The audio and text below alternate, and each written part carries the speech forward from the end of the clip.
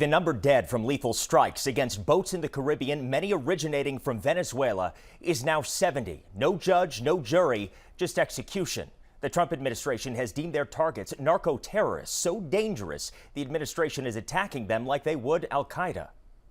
He says it's to stop drugs, but we know that's a lie. Protesters in Chicago denouncing the Trump administration's actions in South America, where to date 70 people have been killed by U.S. military kinetic strikes on boats while traveling the Caribbean. President Trump says they're carrying lethal amounts of drugs. There's a huge shift to a lot of the drugs coming back from South America and utilizing go-fast boats and other vessels to get the drugs into the United States. Former leader of the Indianapolis field office, part of the Chicago DEA, Michael Gannon, says those deadly strikes are decisive and necessary to combat cartels. With the border being appropriately shut down, they have to resort back to continuing to utilize the Caribbean.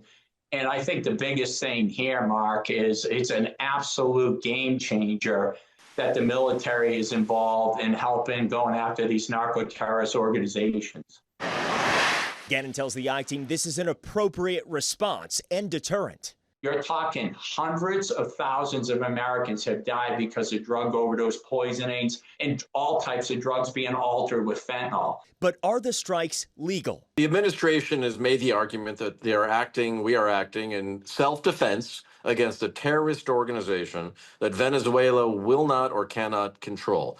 If that case can be made out, it comes close to, and maybe it does, satisfy international law for this kind of action. ABC7 chief legal analyst Gil Sofer says if the strikes are illegal, there's little chance for accountability. The United States is not bound by the International Criminal Court. It's not bound by the International Court of Justice. There's really nothing that can be done to stop these actions. In Chicago, anti-war activists are pushing back on the government's narrative. We must reject these lies. This is not about drugs. This is about homogeny.